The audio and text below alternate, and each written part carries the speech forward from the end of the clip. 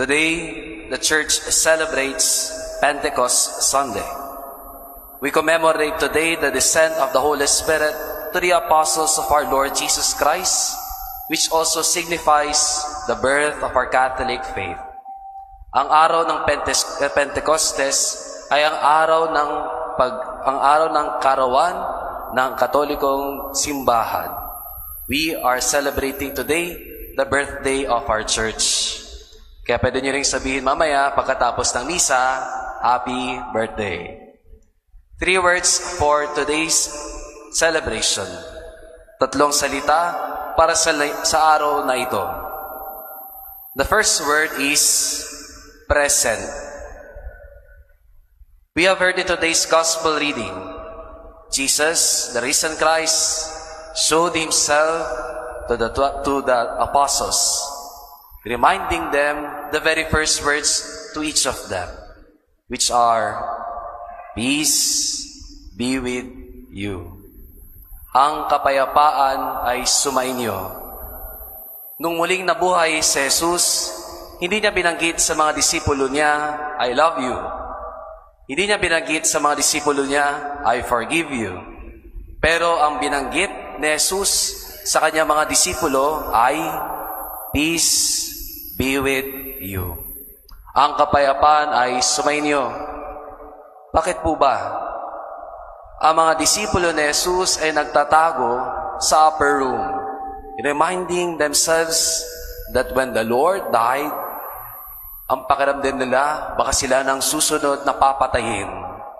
Out of fear, they hide.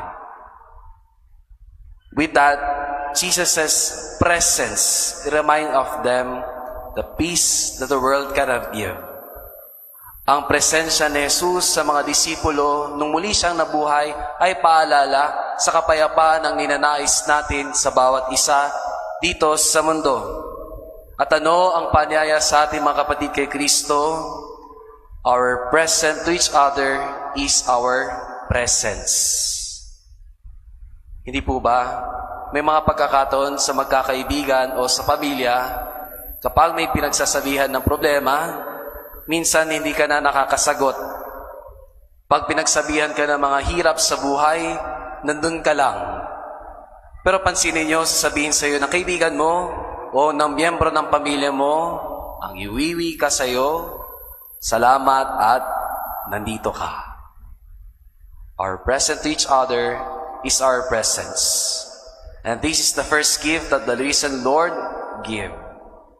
We must be present to each other. We must not be absent in taking care of them.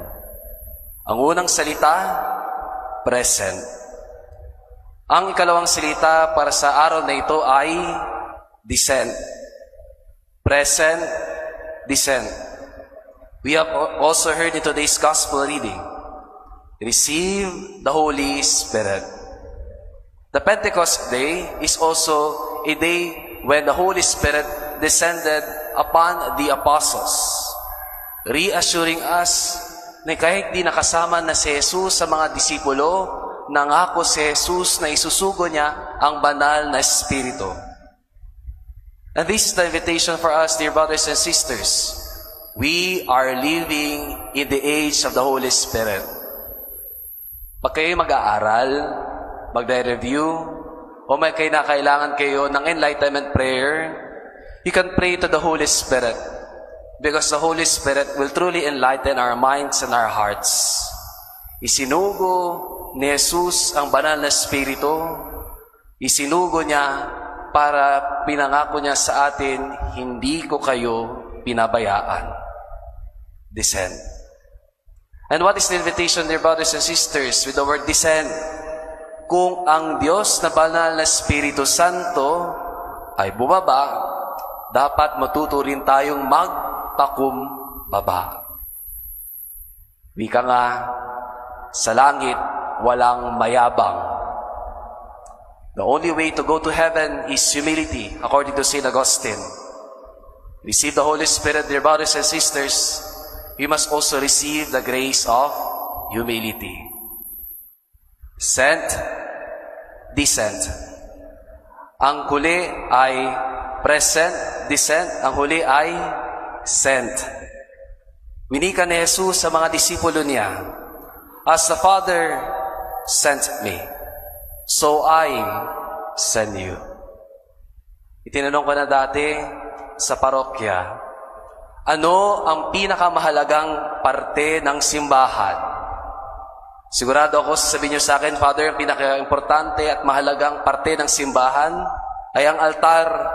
Dahil doon nagmimisa, doon napapamalas ang tinapay at ang alak na nagiging katawan at dugo ni Kristo. Father, ang pinaka-importanteng bahagi ng simbahan ay ang baptistry. Dahil doon natatanggap ang unang sakramento ng isang katolikong Kristiyano.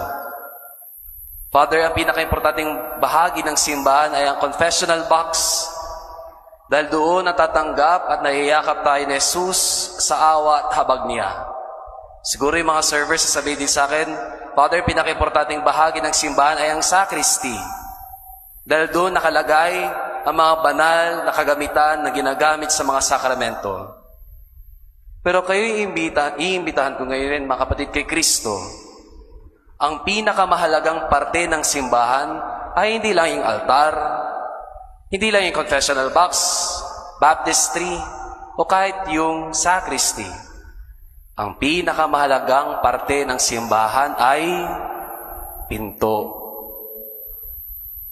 Because at the end of the Mass, the priest will always say, "Go forth, the Mass is ended." Uwi na. Dahil ang misyon hindi natatapos sa loob ng simbahan, go forth. Because we are being sent, we are commissioned for a mission. Sana pag-uwi niyo sa bahay, maalala niyo ang bilin ni Jesus, magmisyon, hindi sa malayong lugar. Minsan, kahit sa pamilya natin, sa tahanan, kailangan nating paglingkuran sila. 3 words for today's celebration. Present. Our gift must be presence for each other. Second word, descend. When the Holy Spirit descended upon the apostles, they were enlightened. Marunong din tayong magpakumbaba. The last word, send.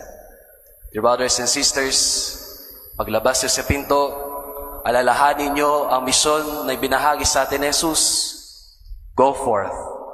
Even the Mass is ended, our mission always begins.